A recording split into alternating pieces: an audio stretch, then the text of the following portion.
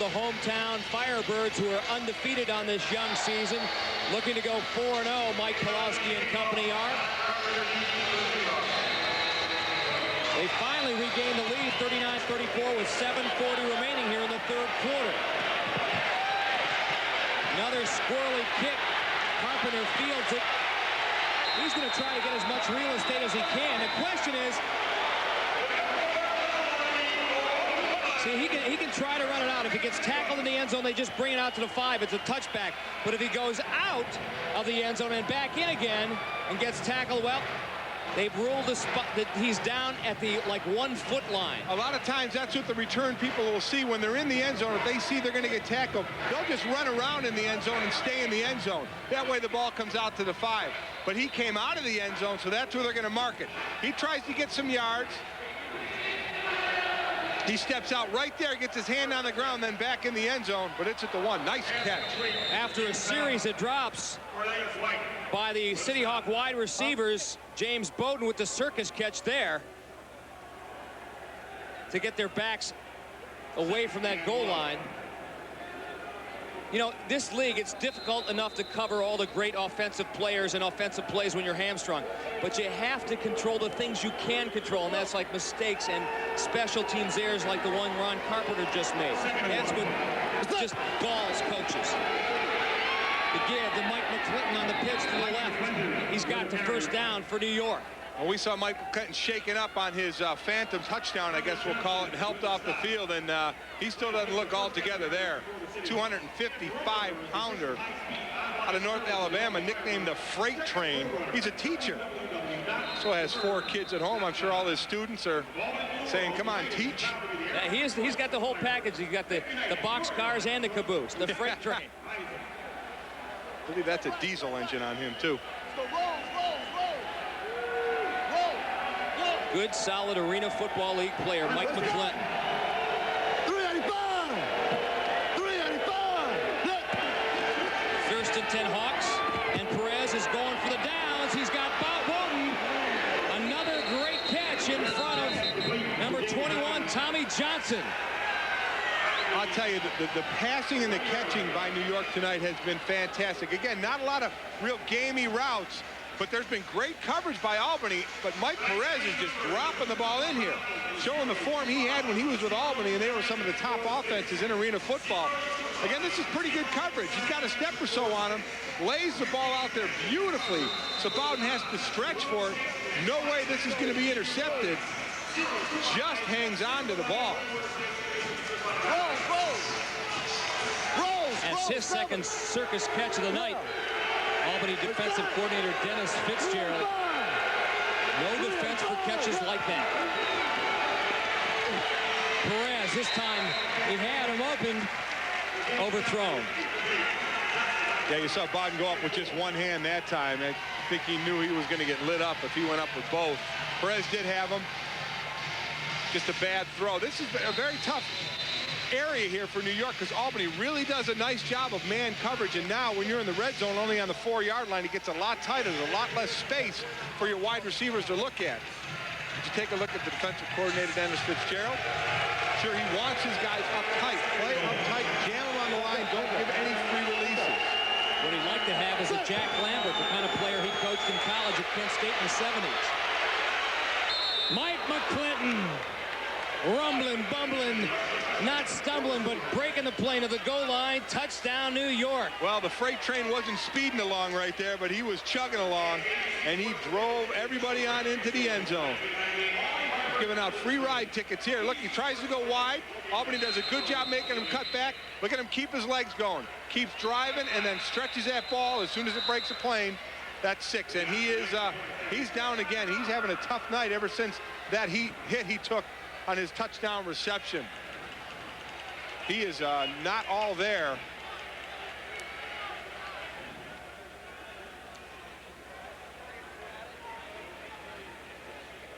But he is a gamer, and somehow I think he'll be back. Well, speaking of being back, ESPN2's boxing series continues. Tomorrow from the Palace at Auburn Hills, Michigan, a 10-round middleweight bout. Terry Norris with 31 KOs and his 47 victories taking on Anthony Jones. So join us ringside at 10 Eastern time, only on the Deuce, ESPN2 Boxing.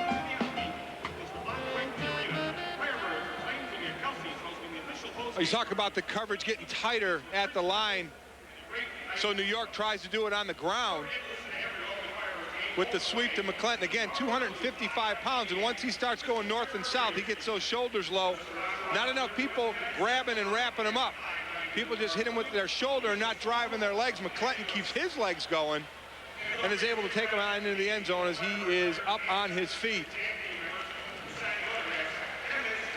And for the second time tonight, they're going to escort Mr. McClinton back to the sidelines, but Mighty Mac getting it done for the City Hawks. Touchdown reception and a touchdown run on the night.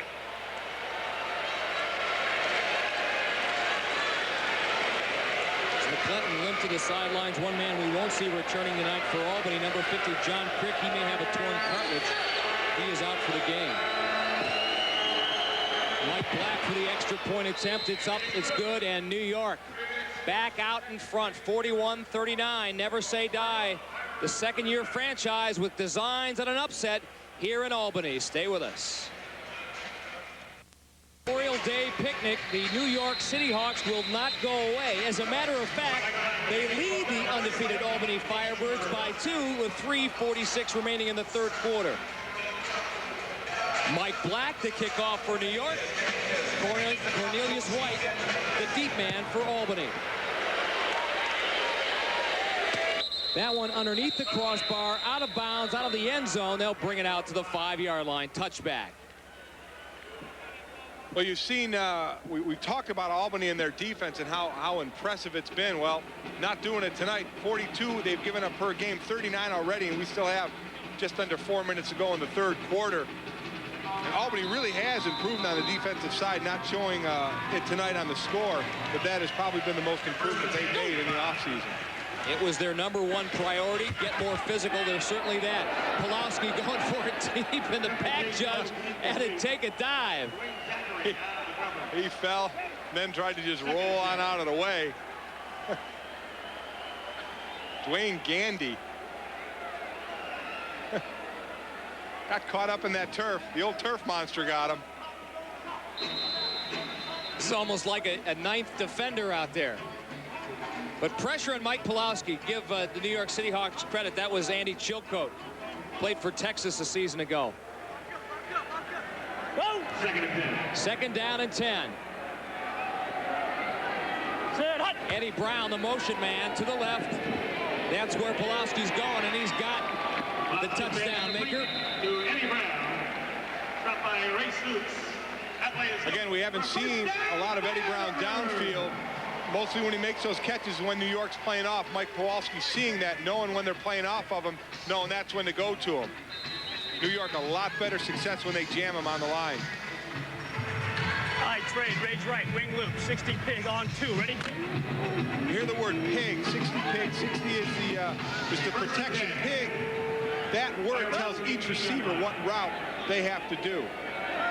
Some teams use numbers, Albany uses names. And the City Hawks use pressure to force Pulowski into that pass that goes into the stands, and a free football for the arena fan. There it is. Any ball that goes in the stands, the fans get to keep. Well, New York sure killed that pig route that Albany wanted to run. No sacks tonight, but we're starting to see New York get a bit of pressure on Mike Pulowski. The up front people for New York, and they've done a very good job in there now. Joe Lepsis, number 56. 55, Brett Quarta. He's the nose guard right now. The linebacker, back linebacker, Andy Chilcote. They dump it over the middle to Timmy Brown, though. He's got the first down doing his impression of Mike McClinton, or Chad Dukes. Boy, unbelievable. Nobody was going to stop him. Well, that is such a smart call by Mike Hohensee, the offensive coordinator for Albany. Now, 2 plays in a row. New York has gotten pressure on the quarterback. So what do? You say, okay, go ahead and get your pressure. You guys have been getting off the ball. Go ahead and do it. We're going to throw a screen pass to take advantage of that, and that worked to perfection. Hopefully, as Mike Hohensee right there looks on, hoping the call goes his way.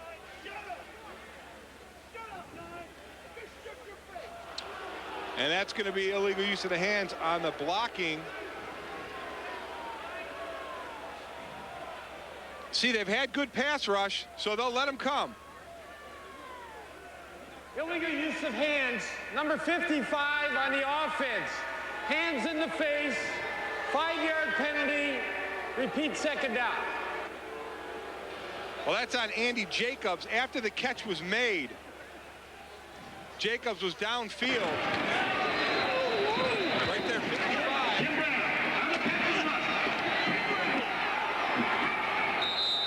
So most of that run brought back.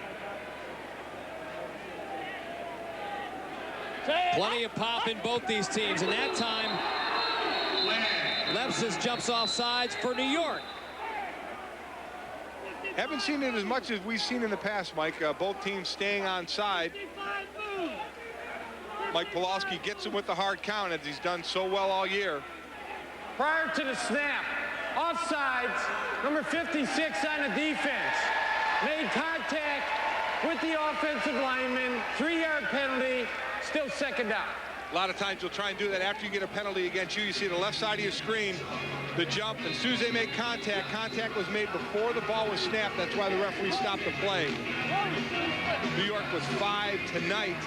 But not as many as we saw last week. Arizona and Milwaukee, the Mustangs had 17 penalties in that one-point loss to Arizona. The pitch to Tim Brown around the right side this time. Down to about the 17-yard line. He is a good-looking football player, 6'1", 238 out of West Virginia. A nice compliment to Chad Dukes, and a good man to have in there when you want to give Dukes a breath. Nice run there around the side. Mark Volvo, number 79, got a very good block. Again, the defensive ends cannot line up too far outside the offensive lineman. They have to be at least shoulder to shoulder, so that gives the offensive lineman a chance to get a good hook block, and Volvo did a great job giving Tim Brown the corner as the third quarter comes to an end.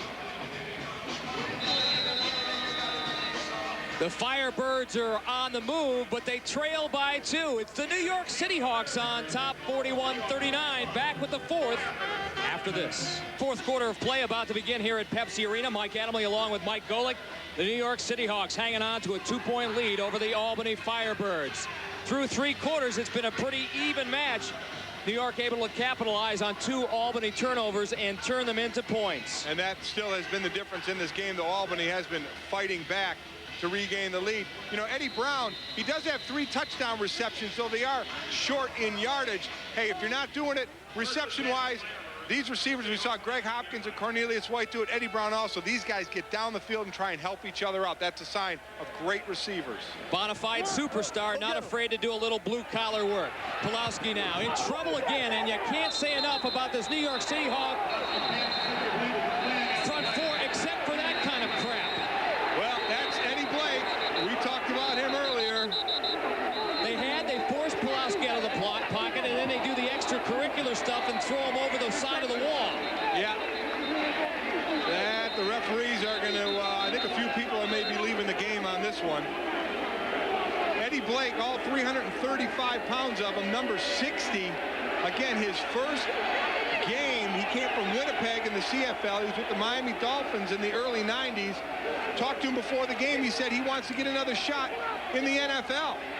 And he's going to try and make a name for himself. And I don't know if that's the way you want to do it. I mean, he's 335 pounds.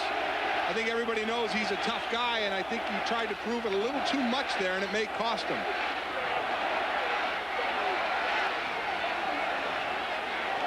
They do a great job of flushing him out. Go get him. Watch the end, though. Well, right there.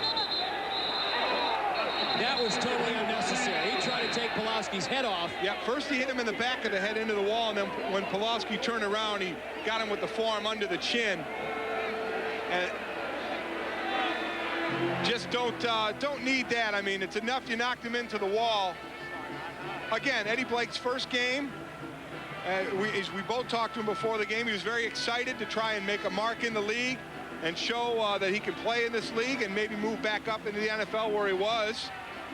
See if the referees have this one sorted out. Referee Dennis Lipsky. This could be lengthy. like a hockey fracas.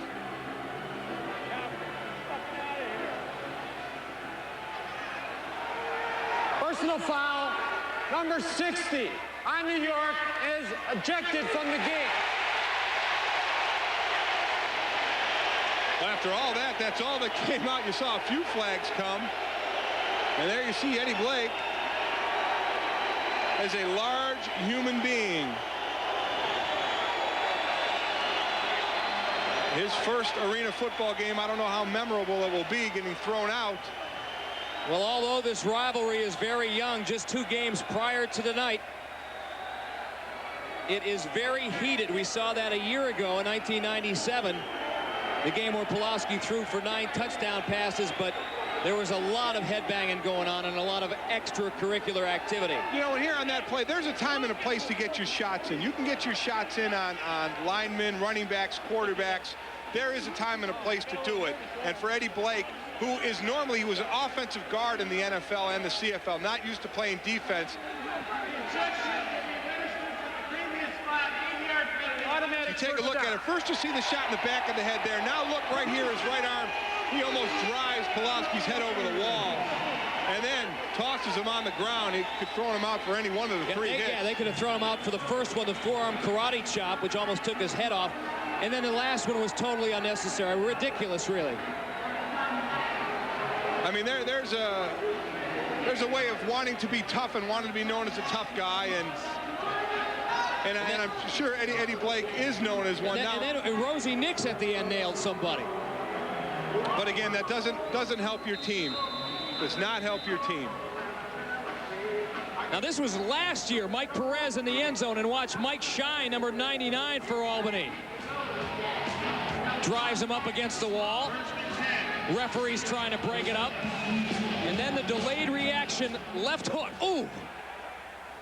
And everybody got into it. Well, we got a rivalry on our hands. And Pulaski's okay. He wants 6. Instead, he gets picked off in the end zone by the other Eddie Brown. Downtown Eddie Brown. And another flag goes down in the corner of the end zone. Dwayne Zachary over there with the Albany receivers. And this one is going to be heated for the rest of the game. Dwayne Zachary's your defensive specialist. You don't want him thrown out of the game. They're going to need him later in this game. Well, Chuck Shelton's got to tell his Chargers right now, hey, we are in this thing. We're winning by 2. We've got a chance for our biggest victory of this young season, a chance to go 2-2. We don't need this kind of stuff. Number 22 on the defense after the interception. The ball will go over to New York, half the distance to the goal. First down, New York. So the good news about that, the silver lining behind the penalty, at least New York gets to keep the football. Well, here's the interception. Eddie Brown does a nice job. Pulaski tries to lay it up and throw it over the top. He gets a little bit of air underneath it. Eddie Brown does a great job of jumping and getting the ball at its highest point for the interception. You're right, though, Mike. New York is in a great position. They don't need any machoism right now. They need to play football. Bowden with the catch across the 5-yard line. He gets horse-collared by number 15, Cornelius White. Now to stop the Firebirds. Second down. Fans after the game. Don't forget to stop by Kelsey's of the Albany. You know, inside you can be a boiling cauldron, but you have to have the presence of mind. Let's listen in. All zeros on one, right? Again, you hear all zeros. All 3 receivers are going to do short routes. Mike Perez is going to look at the defensive backs and see who's playing off the most. That's who he'll throw to. Second down and 6. There's that short little toss to Bowden again. He's got the first down. And that'll move it all down the field. Again, you hear all zeros. So all 3 receivers will run the same route. You see number 2, Carlton Johnson, to the left of your screen, the defensive back. He's playing off the most. Perez sees that, says, all right, I'll go to that guy. And then it's the receiver's responsibility to get the extra yardage after the catch. And Bowden gets enough for the first down. And remain cool when you make that catch, when you're at the bottom of the pile. You know those defenders are going to give you a a little extra drilling to stay cool and not react. Hard to do, but a definite must. Brian Reeves now with the catch. He's tripped up by Carlton Johnson. And again, that was the same route again. The same route. All the receivers, all zeros. 5-6 yard passes. They all turn around like little button hooks. Perez picks who he wants. Look at all three to the same side. They all go about the same distance and stop. This falls a lot on the receiver. The pass is very easy for the quarterback. He's picking a wide open receiver. Now it's on that man who caught the ball to get those yards. 2nd down and 1. And the give is to Andy Chilcote, who's been doing a yeoman's job on both sides of the line of scrimmage tonight. Well, you know, we've seen New York get Eddie Blake thrown out of the game, Dwayne Zachary get a personal foul in the end zone, but right now, Mike, they really seem to be using that to their advantage. They're the team with the spark right now. Albany, a lot of hands on hips in their huddle on defense. This defense has been a very strong part of the team, and New York is having their way with them right now. And with 11:52 to go in the game, the New York City Hawks have almost matched their season or game output for total offense. Brian Reeves, the motion man. Perez going his way and actually goes underneath and finds Eddie Brown. So Eddie Brown has 4 touchdowns tonight. That's the first one for the Eddie Brown from New York. Wow, New York City Hawks really threatening the undefeated Firebirds. Carlton Johnson, number 2 for Albany, is the one who was at fault here. Fell off his coverage, and he pointed to himself right off the bat. You see him, number 2. He looks back and says, uh-oh, that should have been me. Cornelius White had the coverage on Brian Reeves in the corner of the end zone. Carlton Johnson for Albany, number 2, made the mistake there, left Eddie Brown wide open. Mike Perez to hold for Mike Black. The kick is up, and it is good. And the New York City Hawks, well, they have reason to celebrate after that touchdown by Eddie Brown. They lead by 9. Well, last season, Mike Daly was in this position quite a few times, more times than he'd like to remember. He trails New York by 9, 10:56 remaining in the 4th quarter, but with his facile offensive mind, I'm sure he's got a few things up his sleeve. And he's going to, Mike Hohensee and Mike Daly are going to call him, but it's going to fall on Mike Pulaski. And see how New York plays defense. Will they come up and jam Eddie Brown from Albany? That's taking him out of the game. So Mike Pulaski is going to have to dictate this. Does he go to Eddie Brown or keep going with Greg Hopkins? He's going to have to go on what New York gives him. Maybe Chad Dukes will take it all the way back. Instead, he kind of steps on the end line. Result, automatic touchback. They'll bring it out to the 5. Well, we talked about New York looking for that go-to guy. Hey, when you can do this, when you